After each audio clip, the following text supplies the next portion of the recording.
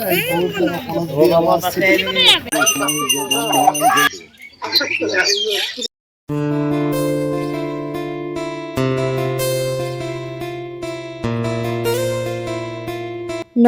আপনাদের সকলকে মিষ্টি ডেইলি ব্লগে স্বাগত।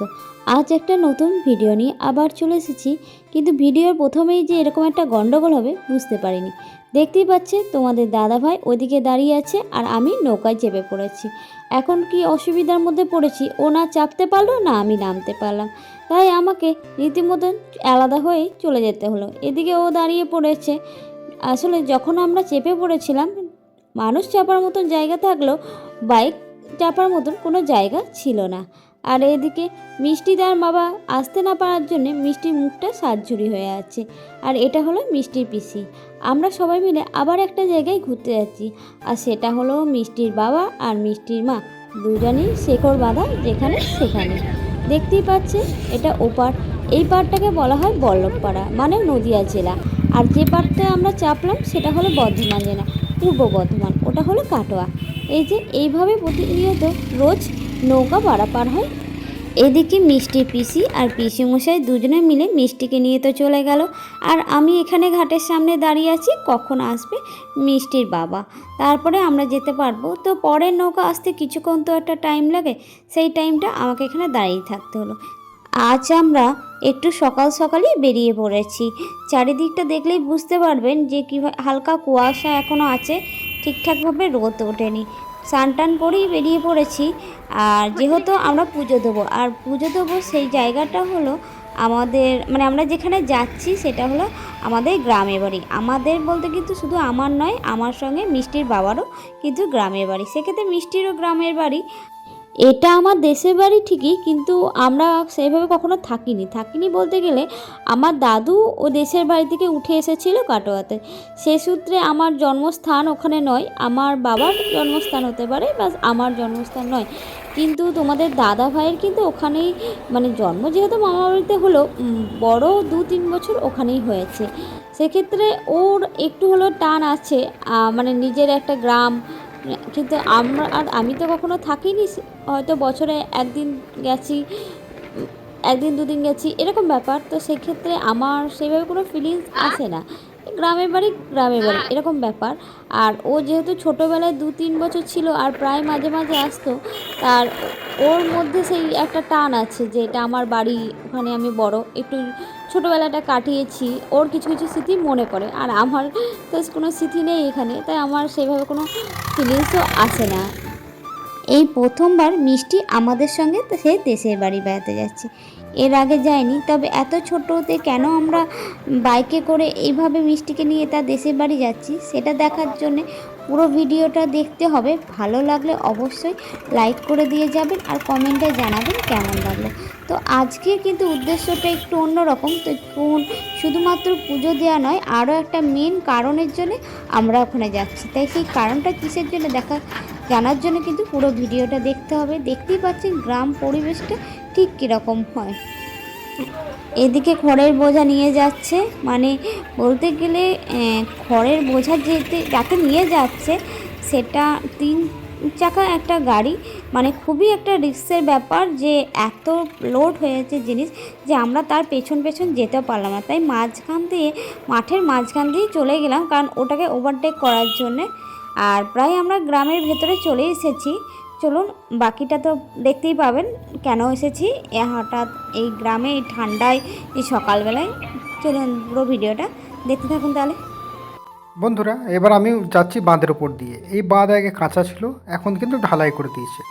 আর আমার বাঁ দিকে যে নদীটা দেখছেন সেটা হচ্ছে আদিগঙ্গা। আগে গঙ্গার সঙ্গে যুক্ত ছিল, কিন্তু এখন আর এতে জল থাকে না। বর্ষার সময় যা বৃষ্টি হয় সেইটাই জল থাকে আর কি। আর আগে কিন্তু এখানে নৌকাও চলতো, এখন দেখছি মাঝখানে চর পড়ার জন্য ধান চাষও হচ্ছে। আর আমি নেমে গেলাম গ্রামের দিকে। প্রথমে নেব মিষ্টি, কেননা এই গ্রামে সবাই কিন্তু আমাদের নিজস্ব লোক, কাউকেই বাদ দেওয়া যায় না, পুরো পাড়াটাই কিন্তু আমাদের। তাই কিছু কিছু বাড়ির জন্য মিষ্টি নিলাম, সবার বাড়ির জন্য তো সম্ভব নয়, কয়েকটা বাড়ির জন্য নিলাম। মিষ্টিও কেনা হয়ে গেছে। আর এদিকে দেখছি একে একে কারো না কারোর সঙ্গে দেখা হচ্ছে। তারা প্রত্যেকেই কিন্তু আমাকে চেনে, আমাকে জিজ্ঞেস করছে কখন এলি বা কখন আসছিস। দিয়ে আমিও বললাম যে এই যে ঢুকছি, কেন কী কারণের জন্য এলাম সেটাও বলা হলো। দেখুন আগে আমার বোন চলে এসছে।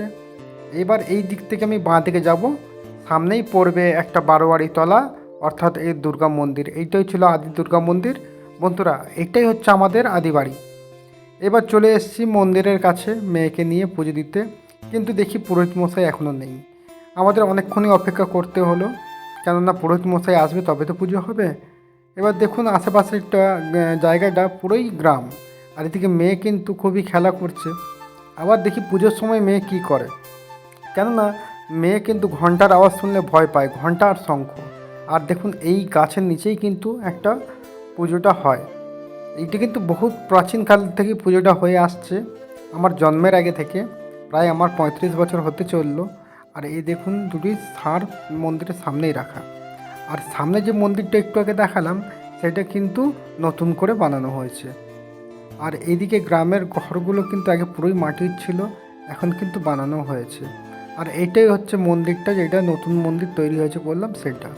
আর দেখুন বলতে বলতে পুরোহিত মশাই চলে এসছে, এবার পুজোর আমাদের পাঠ শুরু হবে। আর এদিকে কিন্তু মেয়ে যেতে চাইছে না, কাঁদছে কেন কী জানি, বুঝতে পারা যাচ্ছে না। দেখুন কীরকমভাবে আমার দিকে তাকাচ্ছে। আর এই মন্দিরে কিন্তু এই মন্দির গাছের নিচে কিন্তু কুকুর বসেছিল, পুরোহিত মশাই তাড়াচ্ছে কিন্তু তারা কিছুতেই যাচ্ছে না। আবার পাশ থেকে অনেকে বললো যে কুকুর তাড়াবার দরকার নেই, ওরা ওখানেই থাকে। যাই হোক, যে কোনো একটা ব্যাপার হবে, সেই কারণে আমরা আর বিশেষ কোনো ওইটার পাত্তা দিলাম না। আর এইদিকে দেখুন আমার মেয়ে কিন্তু চুপচাপ হয়ে গেছে, যেহেতু ঘন্টার আওয়াজ ও পেয়ে গেছে আগে থেকেই।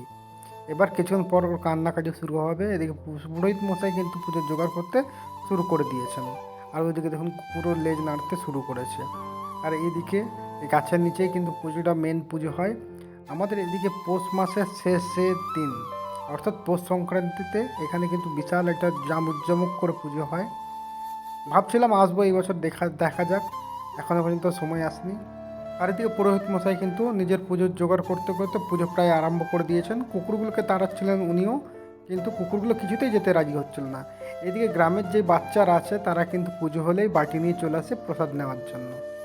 বন্ধুরা, এই গ্রামের সঙ্গে কিন্তু আমার শৈশব জড়িয়ে আছে।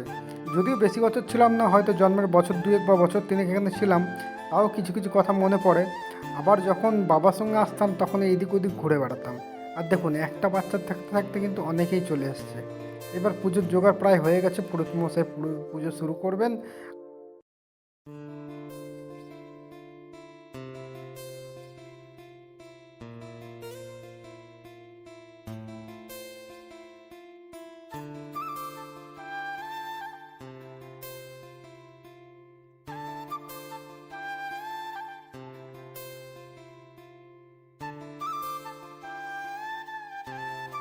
এইখানে কিন্তু পৌষ সংক্রান্তিতে প্রচুর বলি পড়ে, অর্থাৎ পাঁঠা বলি হয় এখানে। আর এদিকে আমার মাও কিন্তু ভিডিও কলে আছে লাইনে। আসলে এইগুলো তো মায়েরও একটা স্মৃতি জড়িয়ে আছে, সেই জন্য মাও ভিডিও কলের মাধ্যমেই দেখছে।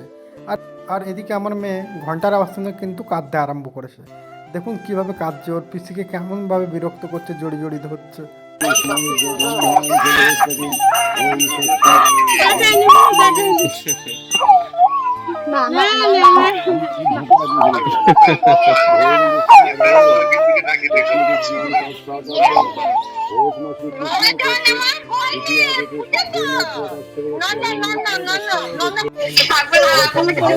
তোরা একটু সরিয়ে বস, তোরা একটু সরিয়ে বস।